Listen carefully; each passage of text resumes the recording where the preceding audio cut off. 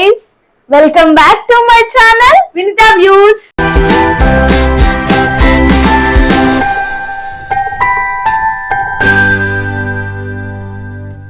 అందరూ ఎలా ఉన్నారు? చాలా బాగున్నారు అనుకుంటున్నాను. సో ఈ రోజు వ్లాగ్ వచ్చేసి బతుకమ్మ ఫెస్టివల్ వ్లాగ్. వచ్చేసి మా చెల్లి, మేమందరం మా ఊర్లో సెలబ్రేట్ చేసుకుంటున్నాము. సో మీతో కూడా షేర్ చేసుకోవాలి అని చెప్పేసి వ్లాగ్ స్టార్ట్ చేస్తున్నాం. ఇప్పుడు సిటీ అయినా పల్లెటూరు అయినా ఎక్కడ చూసినా ఈ పువ్వులు అనేవి చాలా కష్టంగా దొరుకుతున్నాయి కదా. సో మేమైతే ముందు రోజే తెచ్చి పెట్టుకున్నాము. మేము బంతి పువ్వులు, అలాగే బతుకమ్మకి శ్రేష్టమైన గునుగు పువ్వు, తంగడి పువ్వు, పట్టుకుచ్చు ఇవి మెయిన్గా పెడతారు.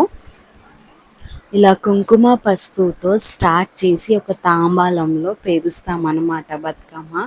అలాగే పేరుస్తూ ఉంటే మా అమ్మ ఒక పాట పాడింది. మీకు నచ్చితే కామెంట్ బాక్స్లో కామెంట్ చేయండి. రామ ఉయ్యాలో రమణి శ్రీరామ ఉయ్యాలో, రామ రామ రంది ఉయ్యాలో, రాగమిత్తరాదు ఉయ్యాలో, నితిమిది సూర్యుడా ఉయ్యాలో, నెలవన్న కాడ ఉయ్యాలో, బాపట్ల చంద్రుడా ఉయ్యాలో, బాలకుమారుడా ఉయ్యాలో, పెద్దలకు వచ్చింది ఉయ్యాలో, పెద్దరామాస ఉయ్యాలో, బాలకు వచ్చింది ఉయ్యాలో, బతుకమ్మ పండుగ ఉయ్యాలో. అని వచ్చేసి మా అమ్మమ్మ అండ్ మా పక్కనుంది మా చెల్లి. నేను మా చెల్లి అమ్మమ్మ మమ్మీకి హెల్ప్ చేసాము. ఎస్పెషల్లీ ఈ తెలంగాణలో బతుకమ్మ ఎందుకు జరుపుకుంటారు మీకు తెలుసా? తెలిస్తే కామెంట్ బాక్స్లో కామెంట్ చేయండి. అలాగే నాకు ఎంతవరకు తెలుసు అని చెప్పి నేను మీతో షేర్ చేసుకుంటాను. ధర్మాంగుడు అనే రాజు ఉండేవాడు. వాళ్ళ వైఫ్ సత్యవతి. వీళ్ళకి 100 మంది కొడుకులు ఉండేవారు. కానీ వాళ్ళు ఒక యుద్ధంలో చనిపోతారు. ఆ బాధతో వీళ్ళు అడవికి వెళ్ళి తపస్సు చేస్తూ ఉంటే వరమహాలక్ష్మి ప్రతిష్ఠిస్తుంది అన్నమాట. సో దాంతో వీళ్ళు ఒక కోరిక కావాలి అని అడిగితే సంవత్సరం లోపు ఆడపిల్ల పుడుతుంది అని చెప్పి దీవిస్తుంది. అలాగే ఆడపిల్ల పుట్టాక అక్కడ ఉన్న మునులు, ఋషులు అందరూ వచ్చి బతుకమ్మ నువ్వు చల్లగా ఉండు అని చెప్పి దీవిస్తారు. అలాగే వాళ్ళకి ఐశ్వర్యము కలుగుతుంది.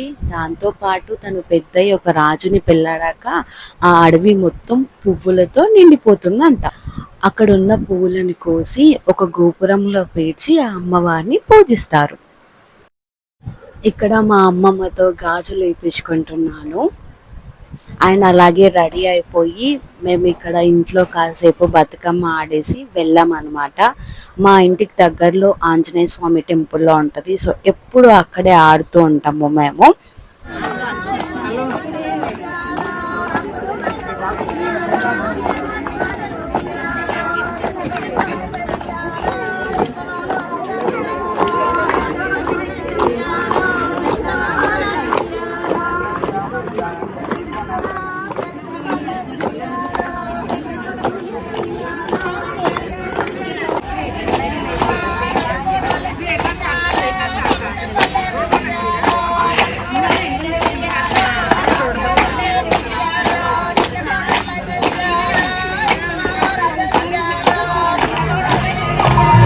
ఇలా 9 రోజులు పూలని పూజిస్తారు.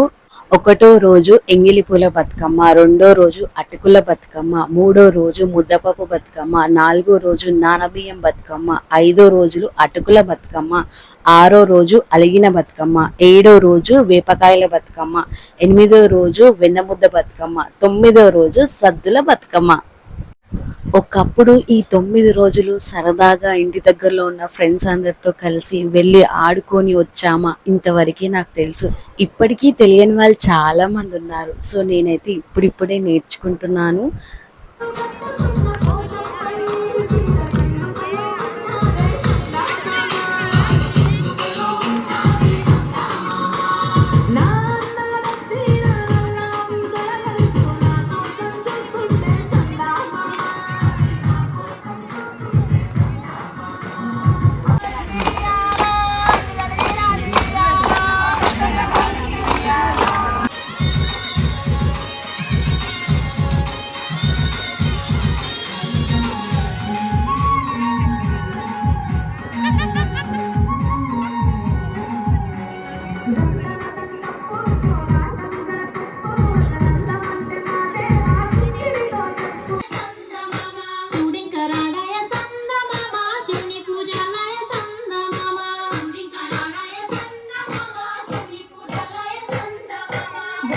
నా వీడియో నచ్చిందా? నచ్చితే సబ్స్క్రైబ్ చేయండి, అలాగే గంట కొట్టడం మర్చిపోవద్దు. Bye bye.